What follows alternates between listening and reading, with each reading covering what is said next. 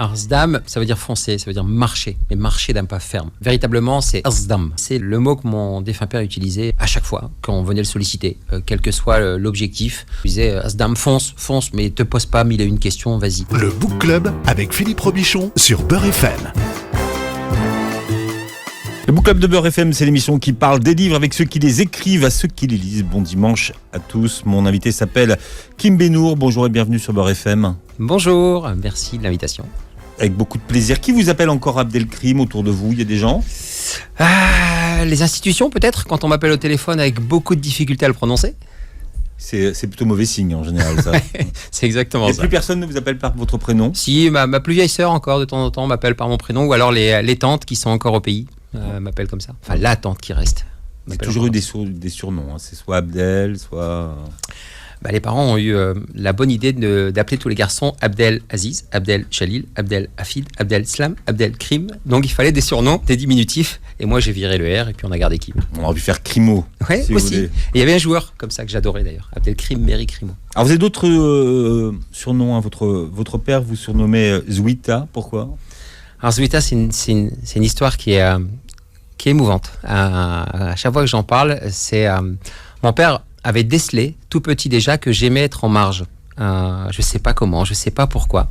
Et il m'a donné ce surnom que j'ai compris sur le tard. Donc il m'a appelé comme ça depuis tout gamin. Et il me l'a expliqué il n'y a pas très très longtemps, on va dire, il y a une quinzaine d'années. Il m'expliquait simplement, parce qu'un jour je lui dis, mais c'est quoi ça, Zouita, papa? Il me dit, c'est une goutte d'huile. Je dis, ok, mais pourquoi? Et il m'a fait l'expérience. Donc il a pris un récipient d'eau et il a mis une goutte d'huile. Et la goutte d'huile, en fait, est restée au-dessus. Il me dit, tu vois, la goutte d'huile est avec l'eau, mais pourtant elle reste en marge. C'est toi. Et c'est pour ça que je t'appelle comme ça. Voilà. Et qui vous appelle comme ça alors aujourd'hui? Plus personne. Plus personne non plus. Même pas les institutions. Vous êtes mindset trainer. Alors ça, c'est pas une profession que tout le monde connaît. Qu'est-ce que c'est qu'un mindset trainer? Un mindset trainer, c'est une personne qui entraîne le cerveau comme un coach sportif entraîne les muscles. La notion de coach étant galvaudée à mon sens, je souhaitais... là aussi peut-être me mettre en marge, mais surtout marquer les esprits par le fait de dire que le cerveau n'est certes pas un muscle, mais il faut l'entraîner comme un muscle. Donc quand un coach sportif vous dit de faire des burpees ou des jumping jacks, on s'exécute sans rechigner. Si moi je vous dis de faire des VSC ou des annul ou des next, vous allez vous demander ce que c'est. Ce sont des exercices pour changer le câblage neuronal. C'est pour ça que je suis mindset trainer. Voilà, et vous êtes aussi un adepte des acronymes, on a commencé à le voir. Alors un acronyme pour tout le monde, qu'est-ce que c'est? Un acronyme, ce sont les premières lettres de mots qui se remémorent facilement. Ce sont des moyens mnémotechniques de se souvenir de certaines phrases, de certains mots, de certains concepts. Et donc, vous en usez, on vous appelle même Monsieur Acronyme. Alors, j'aime en user pour justement... on sait que nous sommes 95% inconscients, ou si on ne le sait pas, j'informe les gens qui ne le savent pas, et qu'au niveau inconscient, le cerveau a tendance à se souvenir davantage d'images, d'émotions, de sensations. Et les acronymes sont vraiment des moyens qui aident à créer ce chemin neuronal et à se souvenir de certaines choses. VACOG. Visuel, auditif, kinesthésique, olfactif, gustatif, les 5 sens, en fait. Les 5 sens, quand on vous demande quels sont les 5 sens, on va commencer à chercher, mais quand on dit VACOG, c'est beaucoup plus facile, on se souvient. Et VACOG, ça fait voyager les gens, c'est navire, on l'imagine comme on veut. Moi, ça me fait penser à Viking, donc j'imagine quelqu'un avec un casque, et puis j'imagine tous mes sens. Voilà ce que ça fait. Alors, vous n'êtes pas aujourd'hui, puisque vous publiez votre premier livre, qui s'appelle Zdam, foncez, sous-titré Découvrez qui vous êtes au plus profond de vous. Un mot pour la sketch-noteuse, qui a beaucoup travaillé, qui s'appelle Sonia Salt, et elle illustre votre livre. Alors, il n'y a pas que des acronymes, mais il y a aussi énormément de sketch-notes qui sont des bons moyens de visualisation et de mémorisation. Parce que le sketch-note, c'est pas encore très répandu aujourd'hui dans la société. Qu'est-ce qu'on appelle un sketch-note? Un sketch-note, c'est la façon de résumer un texte, un audio, par l'image, par des dessins plus précisément, avec une chronologie visuelle qui permet... Généralement, ça se fait en paysage. Alors, dans le livre, c'est un peu plus compliqué, mais en format paysage, parce que les yeux peuvent voir à 180 degrés. Donc ça, c'est aussi un moyen important. Et ça permet, en voyant une image, de réveiller dans le cerveau ce qu'on a lu et de se remémorer de cette scène, puisque la manière dont vous allez percevoir certains passages du livre sera complètement différente de celle dont moi je l'ai écrite. Parce que vous avez votre propre système de valeurs, votre VACOG, et ces images-là vont permettre de vous rappeler un peu ce que vous avez ressenti au moment de la lecture. À quel genre votre livre appartient-il ? Est-ce que c'est un roman biographique ? Est-ce que c'est un livre de développement personnel ? Ou est-ce que c'est complètement autre chose ? C'est un mix. Je me suis longtemps posé la question. Je dis que c'est un guide initiatique, un roman initiatique. J'ai tendance à dire que je suis un éternel apprenti et j'aime beaucoup apprendre beaucoup de choses. Donc d'abord, c'est une base de développement personnel. Appelons un chat, tout en ayant une connotation spirituelle très élevée. Qu'est-ce que la spiritualité ? On peut en parler. Et en même temps, ce sont des guides, enfin des choses pratiques, des exercices pratiques. Trop souvent, quand on regarde la première couverture d'un livre de développement personnel, on se dit à 90%, on sait à quoi s'attendre. Moi, ce que je souhaitais, c'était pousser un peu plus loin en disant, je souhaite donner aussi des exercices, mais surtout, laisser le libre arbitre de chacun s'activer. Je l'ai fait entrer dans mon garde-manger de la connaissance. Chacun vient y choisir ses ingrédients. Je saupoudre avec mon grain de sel ou mon grain de poivre, mais chacun fait ce qu'il entend avec ce guide initiatique. Bon, alors, montrez votre livre, puisque l'émission est enregistrée. Vous pourrez l'avoir sur la chaîne YouTube. Donc voilà, c'est votre livre. Il vient de sortir aujourd'hui. Vous avez ressorti de vos archives un manuscrit vieux de 30 ans. Qu'est-ce que ça vous a fait de vous relire 30 ans après ? Ça a eu un double impact. D'abord sur l'aspect émotionnel. Moi, je dis toujours, avec mon épouse, on dit toujours à nos enfants, ne luttez jamais contre vos émotions. Donc j'ai d'abord fondu en larmes comme un gamin, parce que je n'ai plus mes parents, ça vous le savez, ou vous le découvrirez, enfin je vous annonce rien, maintenant vous le savez. Dans le livre. Dans le livre, on en parle plus en détail. Et d'abord, ça a éveillé en moi beaucoup d'émotions. Et ensuite, je me suis dit, mais en fait, tu as une plume. En toute humilité, mais tu as une plume, tu as déjà un style... À 13 ans, tu avais déjà un petit style d'écriture propre à toi. Alors, il y avait beaucoup plus de fautes d'orthographe qu'il y en a maintenant. Et je me suis dit, mais vas-y, et j'ai cassé cette barrière et j'ai profité du confinement pour me lancer complètement.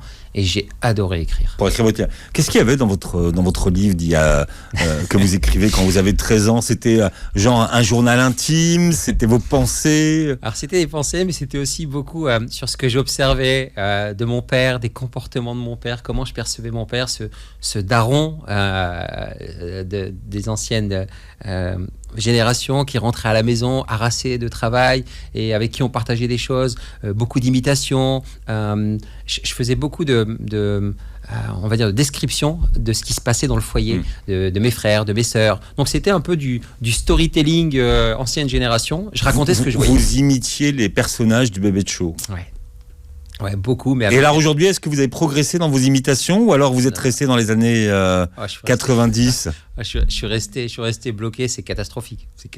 D'accord. Vous n'avez pas progressé dans les imitations ? Je sens la prochaine question. Non, je vous laisserai tranquille. Maintenant, si vous voulez aller au-delà de ce qui vous est demandé, vous pouvez proposer, c'est un très très bon exercice, vous pouvez laissez-vous faire. Je suis devenu presque imitateur. Avant j'étais peut-être imitateur, je suis devenu presque imitateur, donc ça ressemble plus à grand chose. Ou alors il faut aussi renouveler les personnages quand même, parce que si c'est pour nous faire Kermit Mitterrand ou Marchie la cochonne, vous voyez, c'est ça. On a un peu changé. Exactement. Donc vous faites quoi ? Vous imitez les personnes de la vraie vie ? Parce que souvent les vrais imitateurs, ils imitent très très bien les personnes de la vraie vie. Alors, non, je crois que ce don que je me suis autoproclamé, il s'est vite dissipé. Très prudent finalement. Je vais vous faire l'imitation de Kermit la grenouille avant la fin. J'en rêve. Je pense que là, on va exploser les scores. Vous pensez qu'un livre peut changer une vie ? Il peut y contribuer. Dire qu'un livre peut changer une vie, c'est peut-être présomptueux. Je pense que c'est la personne qui décide de changer de vie, déjà intrinsèquement. C'est une décision qui est inhérente à la personne, qui est vraiment viscérale. Et le livre est un moyen. Ça va être un tuteur, une béquille, un déclic, on peut l'appeler comme on veut. Avoir la prétention de dire la personne va changer, je pense que changer de vie, c'est un processus. La décision se fait en une demi-seconde, mais combien de temps il a fallu faire mûrir cette décision. Donc ça peut être un accélérateur, ça peut être un déclic, ça contribue à ce changement. Alors vous parlez d'un livre le même que Warren Buffett, en fait c'est un livre qui a traversé les générations, un livre qui a inspiré beaucoup de personnes qui ont réussi. C'est le livre de Dale Carnegie, Comment se faire des amis. Il est dû sortir en 1935-1936. Donc en quoi ce livre-là que vous avez ouvert quand vous avez 16 ans a-t-il changé votre parcours ? Il a il est simplement venu conforter ce que je pensais au plus profond de moi. Sur le fait que, in fine, on est de passage un peu sur cette terre et les conditionnements que l'on peut avoir dans l'environnement peuvent nous bloquer. Mais au final, c'est cette phrase que je remets dans le livre, ce que tu es parle plus haut que ce que tu dis. C'est, on a juste à être et rien d'autre. Et je le définis dans mon livre avec pas mal d'exemples que j'ai vécu. Et ce livre, comment se faire des amis et influencer les autres, au-delà du titre un peu putaclic, hein, excusez-moi l'expression, c'est comme ça qu'on l'appelle, c'est surtout le fond de ce livre qui dit mais alignez-vous avec qui vous êtes véritablement, parlez n'importe quel langage, on sentira si vous êtes sincère ou pas. Et ça m'a profondément parlé. La sincérité dans comment vous faire des amis, on fait difficilement la limite entre l'opportunisme et la sincérité. Il y a un mix complètement, il y a un mix des deux. Encore une fois, tout dépend avec quel VACOG vous lisez ce livre-là. Moi, ma perception et le spectre dans lequel je me suis mis en lisant ce livre, c'était de dire en fait, à prédisposition équivalente, pourquoi certaines personnes réussissent mieux que d'autres, tout en sachant que ma définition de la réussite, elle n'engage que moi et elle m'est propre. Et c'est avec cette perspective-là et ce cadre-là que j'ai lu ce livre. J'ai ma punchline du jour en lisant votre livre. Hein. Rien ne sert de créer, il faut copier à point. Ouais. Vous, quand vous êtes parti, enfin, elle est tronquée, hein, j'ai gardé que la fin, mais quand vous avez commencé à écrire, est-ce que vous aviez un modèle de livre que vous vouliez égaler ou qui vous servait simplement de référence? Alors, j'en ai plusieurs. J'en ai trois pour être précis. C'est Joe Dispenza, Jim Kwik et Jonas Saraf, qui sont trois mentors du développement personnel, voire de la nouvelle conscience, la nouvelle approche aujourd'hui, avec tout ce que ça peut comporter comme difficulté à comprendre. Mais ce que j'ai aimé... Parce qu'on est à la croisée de chemin, il y a une prise de conscience des gens un peu plus que la moyenne, selon moi, où tout ce qui est en train de se passer, Mère Nature qui nous renvoie dans nos goals en appuyant sur pause l'espace de quelques confinements pour nous ramener à la réalité des choses. Donc il y a cette notion de spiritualité qui est la notion de mission de vie, et que les gens qui se mettent une pression, trouvez votre mission de vie, spiritualité, ce mot-là maintenant on va sur la toile et on le trouve sur tous les posts, et ces gens-là, ce que j'aime beaucoup, c'est une approche 3P. Je vais reprendre un acronyme, et c'est la notion de pratique, participatif et pragmatique. Et c'est ce que j'aime.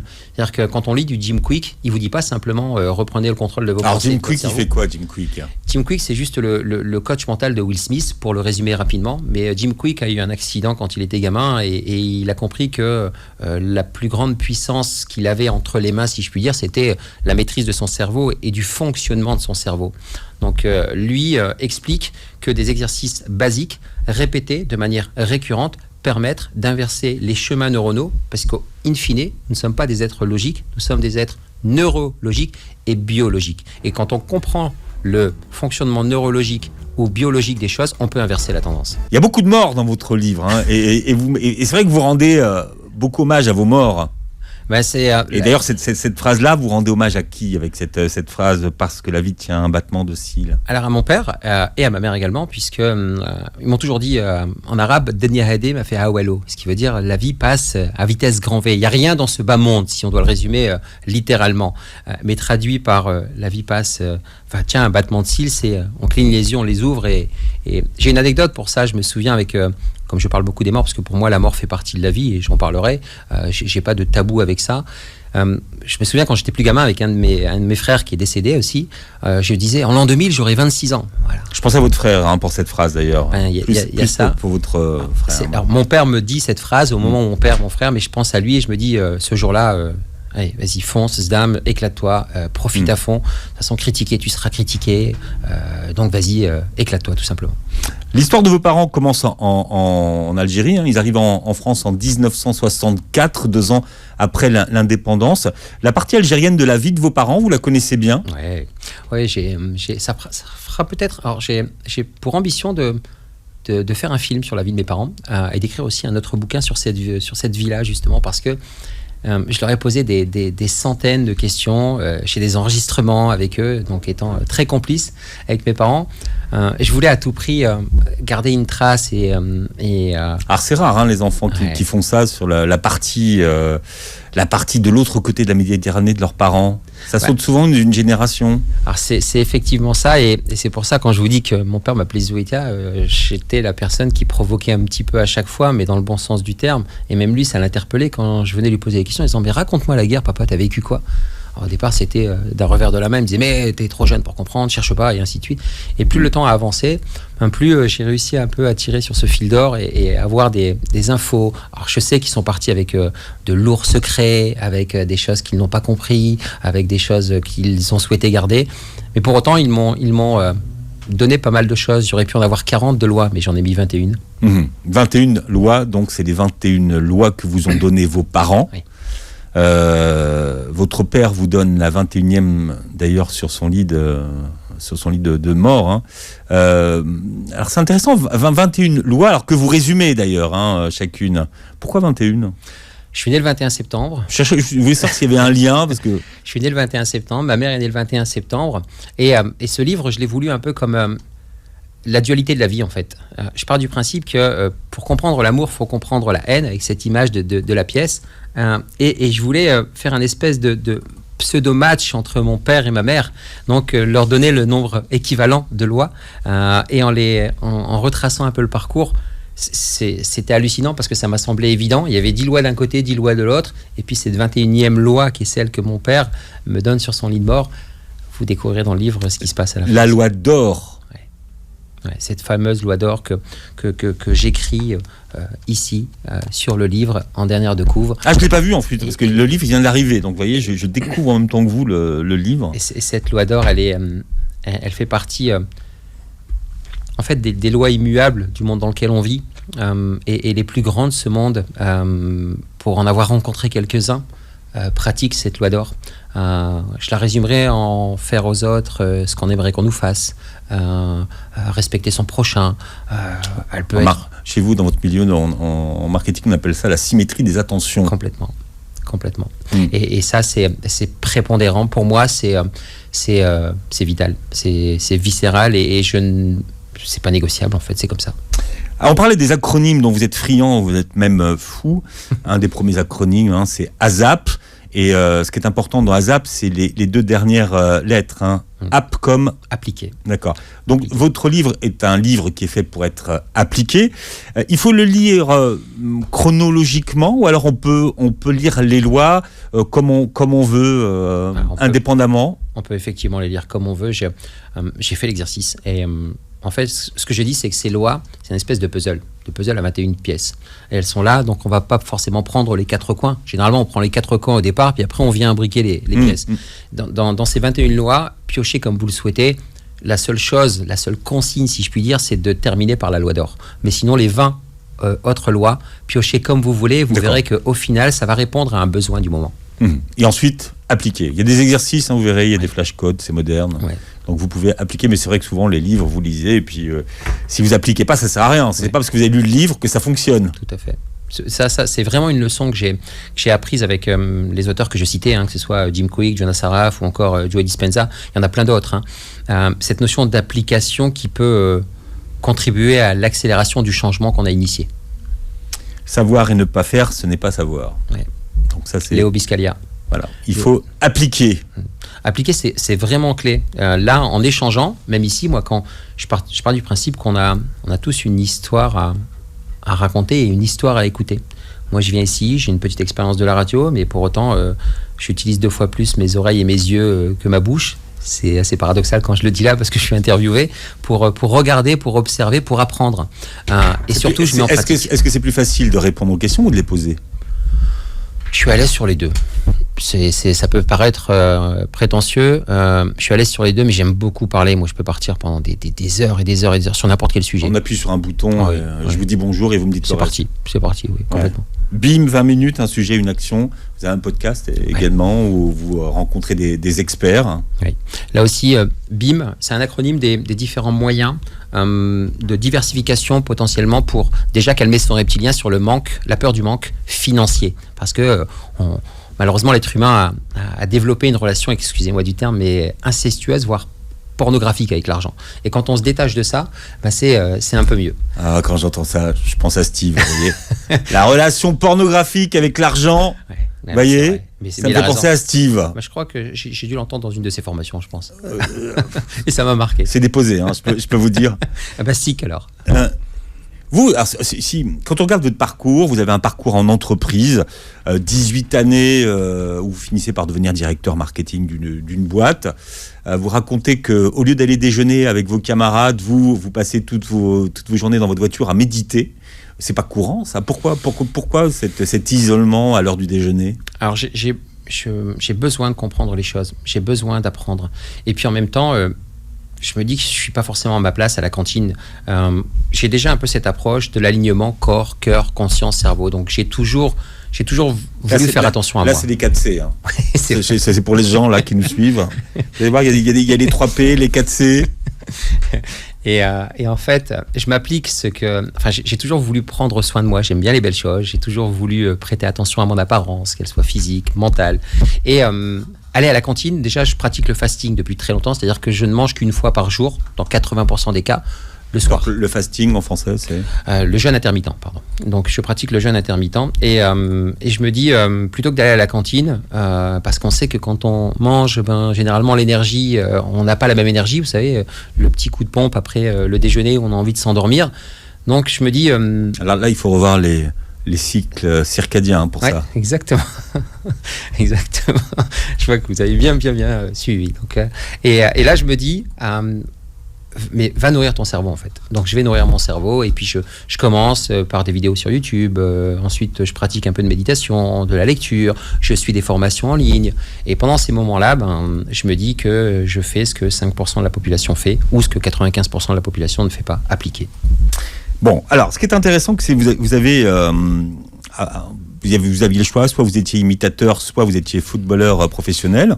Votre sport-études, vous rencontrez un grand monsieur, un grand coach qui s'appelle Daniel Leclerc. Bon, et ça se passe bien avec lui ? Ouais, ça se passe super bien avec lui. Ça se passe vraiment super bien. Je garde et je raconte une anecdote les Lensois qui nous écoutent s'en souviennent forcément. Daniel Leclerc. Daniel et Johan Lachor, qui est mon meilleur ami, qui marque ce fameux but en 99 et on était encore ensemble la semaine dernière. Et Daniel Leclerc, il a cette posture en fait. C'est-à-dire que, c'est ce que je dis dans le livre, il a cette capacité à faire blanchir un beurre et un black, ne serait-ce que par sa posture. Tellement il en impose, il est charismatique. Nous, on a 15-16 ans. On voit le grand blond arriver de l'époque de la Lasiodrome, de Fares Bouzdira, pour ceux qui connaissent. C'est assez exceptionnel. Et en un mot, il nous fige. Mais pour autant, il est visionnaire. Et il explique des choses. Et il y a une anecdote qui est croustillante dans le livre où il me fait monter un arbre pour aller récupérer un ballon que j'ai envoyé. Et vous l'avez fait. Ah oui. Il y a aussi, c'est votre première expérience de racisme aussi d'une certaine façon. Alors c'est une première expérience de... Parce que là j'ai l'impression que vous réécrivez l'histoire et que vous l'enjolivez, mais finalement, là vous êtes confronté à la différence. Je suis complètement, en plus, le grand blond, et il me met face à ma différence. Mais qu'est-ce qu'il vous dit ? Quels sont les mots qu'il emploie à ce moment-là ? Les mots qu'il emploie, c'est qu'on est en train de jouer un 4-4, comme on dit au foot. Donc on est 4 contre 4 avec des petits buts. Et je suis avec Habib dans une équipe, Habib Lasri, que je cite. Et on fait ce petit match et on n'arrive pas à marquer. Et il arrête. Et comme un entraîneur, il dit « Mais faites pas comme si, jouez comme ça, et ainsi de suite. Puis de toute façon, vous ne gagnerez jamais la Coupe du Monde. » Et cette phrase-là, je dis mais pourquoi si, j'espère. On a des gens comme Zidane qui sont en train d'arriver. Alors, c'est peut-être trop tôt à l'époque, parce que Zidane n'est pas encore sorti. Et je me dis, mais en fait, non. C'est parce qu'on est peut-être basané. Et je le prends en expérience raciste, mais très vite, je la tourne à mon avantage en me disant, c'est une réalité, et faisant une force. C'est pour ça que j'ai tout de suite tourné ça en me disant... il est hors de question que je tombe dans la victimisation. Et ce passage-là, quand je l'ai écrit, je me suis dit, ça peut être interprété de cette manière-là, alors que ce grand monsieur a apporté beaucoup. C'est pour ça que c'est important de remettre les choses dans leur contexte, et de la façon dont vous les avez vécu. Vécu. Bon, aujourd'hui, c'est beaucoup plus compliqué. Je pense qu'on peut moins dire les choses. Aujourd'hui, c'est beaucoup plus compliqué, bien sûr, là, avec les réseaux sociaux, avec les blagues de Coluche ne passeraient plus aujourd'hui, ça c'est clair. Qu'est-ce que vous retenez de lui comme coach ? en fait, comme clé, parce que vous avez observé, aujourd'hui, vous êtes devenu un coach professionnel, même si vous avez indiqué en début d'émission que vous aviez des réserves sur ce mot de coach. Mais lui, c'était quoi sa valeur ajoutée? Quelles étaient ses clés pour faire avancer l'équipe de Lens, par exemple? Alors, il y a deux choses qui m'ont marqué, c'est sa conviction et sa profondeur de vision. C'est là où c'était assez hallucinant. C'est-à-dire que quand il parlait de quelque chose, il n'y avait pas besoin de le répéter 2 fois. On sentait dans l'intonation, dans la vibration, dans ce qu'il y mettait comme cœur, que c'était comme ça. Et la profondeur de vision, c'est-à-dire qu'il avait toujours 2-3 coups d'avance. C'est-à-dire que c'est quelqu'un qui connaissait le football, véritablement, d'un point de vue stratégique. Et c'est une phrase d'un autre entraîneur qui est Smereki, je crois, qui entraînait Dunkerque, et Valenciennes aussi, qui disait « voir avant de recevoir ». Ben, Leclerc voyait mes 2 coups avant de recevoir le ballon. C'était incroyable. C'est-à-dire qu'on avait... Il anticipait finalement. C'était plus que l'anticipation. Il avait des yeux derrière la tête. C'est ça qui était incroyable. Ouais. Vraiment incroyable. Ça, c'est quelque chose que vous appliquez aujourd'hui. Vous l'avez gardé de lui, ça? Ouais, ça j'ai gardé ça de lui. J'ai gardé ça de mon père aussi. Je fais le parallèle, puisque il y avait ce côté visionnaire, comme les 5 tables qu'il a voulu mettre sur le toit de sa maison en Algérie pour accueillir sa famille pour l'eau dorée. Il avait visualisé, c'est une profondeur de vision, de penser aussi à ça, avec cet équilibre, de faire le bien et l'oublier. En faisant ce choix d'être footballeur professionnel, je vais, Nicolas, déborder un tout petit peu. On reprendra du temps à la mi-temps. Vous avez cédé à ce que vous appelez le syndrome de l'objet brillant. Vous avez dû interrompre une carrière qui n'avait jamais commencé. Vous vous en êtes voulu d'avoir déçu vos parents? Oui, ça a été très très lourd à porter. J'ai pas assumé 100% de la responsabilité dès le début. J'étais d'abord désolé vis-à-vis de moi-même parce que tous les voyants étaient ouverts. Et je pars du principe que rien n'arrive par hasard, que tout est OK. Et que finalement, ça m'a permis de rencontrer mon épouse, ça m'a permis de faire la carrière que j'ai faite. J'aurais, encore aujourd'hui, il m'arrive parfois de m'endormir en rêvant marquer, ou alors de rêver marquer un but en finale de la Coupe du Monde. Parfois pour la France, parfois pour l'Algérie. J'ai toujours eu ce rêve-là enfoui en moi. Et là, vous vous réveillez, j'espère, à ce moment-là. D'accord. Complètement. Mais c'est OK, ça fait partie de mon expérience de vie. Je ne cherche pas à refaire le passé, jamais. Et là, vous vous faites la promesse de ne plus marcher en terre rouge. Qu'est-ce que ça veut dire, ça? J'aime beaucoup la métaphore. En fait. L'expression de mon père, un peu ne marche pas en terre rouge, littéralement. C'est comme de la lave, ça brûle. C'est-à-dire que chacun a son éthique, ses standards, et chacun a son système de valeurs. Et à partir du moment où le système de valeurs est en adéquation avec la loi d'or, chacun peut faire ce qu'il a envie. Alors SDAM, on va rendre cet acronyme aux propriétaires. SDAM, ça veut dire quoi? Alors SDAM, ça veut dire foncer, ça veut dire marcher, mais marcher d'un pas ferme. Et véritablement, c'est ASDAM. Donc AZDAM, si on doit l'écrire phonétiquement. Et c'est le mot que mon défunt père utilisait à chaque fois quand on venait le solliciter, quel que soit l'objectif. On lui disait, papa, voilà, je veux acheter, je dis n'importe quoi, une chemise, SDAM, je veux acheter une maison, je veux investir dans ça, je veux prendre un nouveau boulot. Et il nous disait à chaque fois, ou pas, bien sûr, mais il nous disait, SDAM, fonce, mais te pose pas 1001 questions, vas-y. Et moi qui suis algérien né en France, français d'origine algérienne, je voulais... Alors frangérien, vous dites? Ouais, je suis frangérien. Ouais. C'est quoi la frangérie? La frangérie, c'est mon monde. C'est là où tout est OK. C'est là où mais c'est quoi? C'est au milieu? C'est quoi? C'est au milieu de la France et de l'Algérie? C'est la Méditerranée? La frangérie, qu'est-ce que vous appelez votre frangérie? C'est mon monde intérieur. C'est ma perception, c'est ma carte mentale de la manière avec mon VACOG dont je perçois le monde dans lequel je suis. Et chacun a sa propre carte mentale du monde dans lequel il vit. Et moi, j'ai dénominé ça, on va dire, j'ai mis une étiquette, et les étiquettes, c'est pas forcément bon, mais j'ai mis une étiquette à ce monde que je me suis créé, dans lequel je suis, qui est la frangérie, qui est entre la France et l'Algérie, au niveau surtout sentimental et émotionnel. Bon, à noter que vous avez écrit le premier livre de développement personnel en arabe phonétique. Donc, oui. Vous êtes le premier sur le marché. Bon, écoutez, Jean-Patrick Capdevielle sur Beurre FM, c'est pas tous les jours, avec une chanson qui s'appelle Quand t'es dans le désert. Le désert, c'est une expérience qui compte pour vous.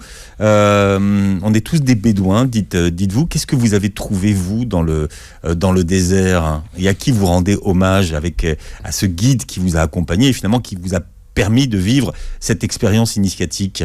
Alors, je me suis trouvé, moi, au plus profond de moi, et je rends un hommage à Mouloud, à Si Mouloud, Si qui veut dire monsieur en arabe, ce grand monsieur que j'ai rencontré, qui est un frère, véritablement, c'est-à-dire qu'on a gardé contact, on échange mais très régulièrement, une à deux fois par jour. C'est quelqu'un qui n'est pas allé à l'école et qui pourtant mais une science, une culture, une compréhension de la vie qui est déroutante. Et les gens que j'ai emmenés à l'issue de ma propre expérience l'ont découvert par eux-mêmes. Et qui vous a convaincu de la vivre, cette expérience du désert ? C'est Salah Eddine Benzakour, le fondateur du TEDx Alsace, qui, lors d'une conférence, me voit sur scène, m'interpelle en m'envoyant un message. On doit discuter 2 minutes et finalement on discute pendant 1 heure. On prend rendez-vous la semaine suivante. Et la semaine suivante, il me voit, il me dit « Mais en fait, t'as pas la même pêche que la semaine dernière. » Je viens de perdre mes parents. Donc je suis sur scène, je joue mon rôle de conférencier. Et la semaine d'après, je viens avec toute ma vulnérabilité et mon authenticité. Il me dit « Mais qu'est-ce qui se passe ?» Et je lui explique un peu les choses. Il me dit « Tu devrais aller dans le désert. » Il n'a pas fini sa phrase, que je suis en relation avec Mouloud et que j'ai déjà pris mon billet d'avion et que le dimanche suivant, je me retrouve dans le désert. Alors on va écouter Jean-Patrick Capdevielle quand t'es dans le désert. Je suis désolé Jean-Patrick Capdevielle, bon déjà on a passé un extrait, mais il faut choisir. Ou on écoute Jean-Patrick Capdevielle, ou on écoute Kim Benour, mais vous avez compris, vous appuyez sur un bouton. Et comme on dit, les histoires n'arrivent qu'à ceux qui savent les raconter, donc vous racontez bien les histoires. Donc aujourd'hui, vous avez ce nouveau métier, hein, vous êtes mindsetter, coach, mindset trainer. Donc vous avez concocté un programme de fitness du cerveau que vous avez commencé à concocter sur vous-même. En début d'année, comment on peut faire de notre cerveau un autre allié ? Alors la première chose à comprendre, c'est ce que je disais tout à l'heure, c'est que nous ne sommes pas des êtres logiques, nous sommes des êtres biologiques et neurologique. Et la meilleure façon, c'est de comprendre, vous le disiez tout à l'heure, le cycle circadien. C'est-à-dire que si on revient à l'essence même de l'être humain, quand on était Homo sapiens, on l'est toujours d'ailleurs, mais au tout début de l'humanité, il y avait ce cycle circadien qui est simplement l'évolution de l'homme dans la journée en fonction du soleil. Et ça vient déclencher des neurotransmetteurs. Là, c'est chimique, c'est scientifique. Et il y en a 52. Moi, je vous invite à en retenir 4. Ah oui, je crois que avec l'acronyme, oui. SDAM. Ouais. Donc la sérotonine, la dopamine, l'adrénaline, la mélatonine, qui vont venir véritablement vous accompagner dans votre cycle quotidien. Et pour ça, alors bien sûr, il y a aussi l'ocytocine, l'hormone du bonheur, pour venir contrebalancer avec l'hormone du stress, le cortisol, justement, qui est trop souvent présent dans un monde où on est bombardé d'informations, on est trop souvent dans notre tête. Donc en ce début d'année, moi, ce que je vous invite à faire, c'est un petit exercice qui est très simple, qui est basique, que vous pouvez faire dans la rue, personne ne va voir, en fait. C'est un VSC. Un VSC, c'est quoi ? C'est ça, ça et ça. C'est-à-dire le V, la victoire. Vous voyez, quand on le fait très rapidement, moi je le fais 10 fois et je suis obligé de sourire. Parce qu'on fait de la radio, alors il faut le faire passer à la radio. Donc là, vous avez levé vos bras en position de V. Alors le V, c'est le signe de la victoire. Vous savez, quand on a un sport et on lève les bras au ciel, c'est le signe de la victoire. D'accord. Là, ça va déclencher vraiment l'adrénaline, la dopamine, puisque le cerveau dit tiens, victoire. Et la meilleure façon de le comprendre, c'est de regarder les Jeux paralympiques et de voir une personne aveugle ou malvoyante franchir une ligne d'un 100 mètres, on va dire, regardez de manière instinctive ce qu'elle fait. Elle lève les bras au ciel. Donc ce sont des gestes instinctifs. Le deuxième, c'est le S. Le S de sérénité, c'est mettre les mains derrière la nuque. Vous savez, comme quand on est allongé sur un transat à la plage, là. Donc le petit S, sérénité. Ça aussi, quand on fait le parallèle avec les sapiens, quand ils étaient rassasiés, ils allaient un peu dans leur grotte, ils mettaient les mains derrière la nuque. Ils n'avaient pas peur du prédateur qui allait arriver, parce qu'ils étaient vraiment en sécurité. Et puis le C, c'est le C de la confiance. Ce sont les 2 mains sur les hanches en position debout. On est bien ancré dans le sol, donc c'est une position vraiment de confiance. Je prends toujours l'exemple de la police nationale après le signe de main. Ils mettent les mains sur les hanches. Police nationale, bonjour, c'est un signe de confiance et d'autorité. Mais ça, en l'occurrence, ça vient juste déclencher un neurotransmetteur parmi les 52 qui se diffusent dans notre cerveau. Alors, je vous rappelle que dans les 5 dernières minutes de l'émission, vous nous ferez Kermit Errant. Donc voilà, c'est maintenant qu'il faut rester, parce que c'est maintenant que ça va valoir le coup de voir cette imitation. Combien est-ce qu'on a de sens, Kim ? On en a... Je crois qu'on en avait 5. Ouais, on en a 9, mais là aussi... Tout augmente, en fait. La vraie problématique, si on peut dire, c'est que... On vit avec des étiquettes, avec des dogmes, avec des habitudes qu'on nous inculque et qu'on nous répète. Il y a, vous savez, c'est comme les manifestations, il y a le nombre de personnes selon la police et selon les manifestants. On nous dit que le cerveau, on l'utilise à 5%, à 10%, à 15%. Est-ce qu'on sait véritablement où mettre le curseur ? L'essence, en fait, de manière scientifique, de plus en plus de nouveaux sens sont découverts, notamment la proprioception, l'espace temporel, toutes ces choses-là, un peu, comment on se positionne. Donc, c'est des choses qui sont en train de se développer avec les limites repoussées par l'être humain dans la compréhension du fonctionnement du cerveau. Donc aujourd'hui, les scientifiques repoussent ça, ce qu'on appelle la neuroscience, et c'est ce qui fait qu'il y a des nouveaux termes qui arrivent. C'est de la neuroplasticité, c'est la neuroergonomie, c'est tous ces nouveaux termes qui arrivent et qui repoussent tout aujourd'hui est un peu neuro quelque chose quand même. Parce que ça fait vendre aussi. C'est exactement ça, c'est le terme à la mode. C'est un peu, moi j'étais dans l'IT, et l'IT, il fallait parler de cloud. Quand on parlait pas de cloud... Alors IT, pour tout le monde, c'est... Pardon, la distribution informatique. Et l'industrie de la technologie, des technologies. Et quand on parlait pas de cloud, on n'était pas dedans, quoi. Il fallait dire ce mot. C'est un peu la même chose avec ce terme de coach en quelque chose, tout en disant que, encore une fois, il y a des...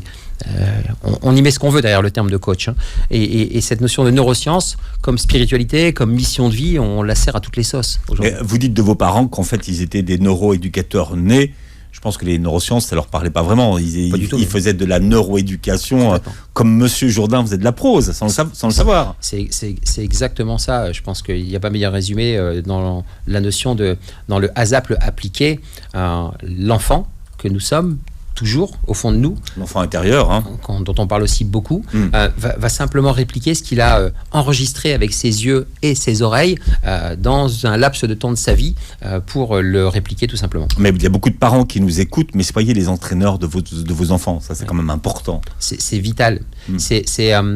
Comme vos parents ont été vos entraîneurs. C'était incroyable. Vous étiez une grande fratrie, 10, donc voilà. Et à chacun, il y avait cette capacité à doser en fonction du niveau de compréhension des enfants, les exercices, les exemples, moi j'ai fait ma carrière de manager et de cadre dirigeant grâce à l'exemplarité. Je pense que le management par l'exemple, c'est la plus belle des choses. C'est-à-dire que l'idée par l'exemple, c'est la plus belle des choses, et j'ai eu... Alors je les sacralise beaucoup, les parents, hein, mais ils avaient des côtés obscurs aussi. Hein. Je me souviens d'une petite gifle que j'ai prise par mon père quand j'étais gamin. Parce que vous dites, j'ai été élevé à la baguette. Alors effectivement, aujourd'hui, on peut comprendre à la baguette, pas forcément celle du chef d'orchestre. Alors si, celle du chef d'orchestre. Alors je dis, je suis un beurre élevé à la baguette, pas celle sur laquelle on met le beurre. Un chef d'orchestre, mais pour me faire comprendre que c'est moi qui devais composer ma symphonie de vie, en fait. C'est dans ce sens-là que je l'ai compris, c'est dans ce sens-là que je souhaite l'expliquer. C'est-à-dire qu'à chaque fois qu'il y avait une fausse note, si on regarde un peu la parabole ou l'analogie, il fallait faire une cognition, comprendre une prise de conscience de quelque chose pour savoir comment l'ajuster et qu'est-ce que je devais en tirer. Cette imitation qu'on a bien méritée. Vous savez que j'y réfléchi depuis tout à l'heure, parce que là vous avez été très fort, vous êtes rentré dans mon cerveau pour me semer la graine. Ça sera pas Kermit la grenouille. Il me retourne. Mais là je vais vivre ce qu'on appelle un GMS, un grand moment de solitude radiophonique. Non, parce qu'en fait c'est tout con, mais c'était Georges Marchais. Et mon père chopait un fou rire à chaque fois qu'il entendait Georges Marchais. Alors, pardon de là où tu es, pardonnez-moi, mais quand Georges Marchais faisait mon père se marrait. Je le fais, mais c'est nul, mais j'assume complètement. Non, c'est pas nul. Non, c'est pas nul. C'est pas effectivement ce qu'il faisait. C'est un bon exercice. De pas se prendre au sérieux complètement. Ouais, c'est un bon exercice. Complètement. Alors, on vous retrouve. Vous avez un podcast qui s'appelle BIM. On en a parlé tout à l'heure. Donc, vous parliez de Saladin, mais on le retrouve d'ailleurs en podcast pour ceux qui veulent l'écouter. Il y a ce livre qui vient de sortir. Zdam, foncez, découvrez qui vous êtes au plus profond de vous. C'est votre premier livre. Ça vous a fait quoi de le voir tout à l'heure? Parce que vous avez découvert le livre en même temps que moi, enfin physiquement. Alors, je veux dire. Ça m'a fait. En fait, c'est un bébé qui sort, et là où ça m'a fait. En fait, c'est Zdam, en fait. À chaque fois que je vois Zdam, ça me fait quelque chose. J'ai envie que ce mouvement mais se diffuse au monde, parce que ça me rappelle. Zdam, marchez, foncez. Alors c'est intéressant parce que vous avez vachement bossé, parce qu'il y a les 21 lois. Il y a Zdam dedans, donc vous avez dû drôlement vous prendre la tête pour en arriver là. En tout cas, merci d'avoir été avec nous. C'était la première émission avec Kim Ben-Nur. Peut-être que vous la réentendrez sur Beurre FM. Vous réécoutez l'émission en podcast sur beurrefm.net, et puis vous voyez la captation de l'émission sur la chaîne YouTube. Merci Kim d'avoir été avec nous. Passez un très bon dimanche sur Beurre FM.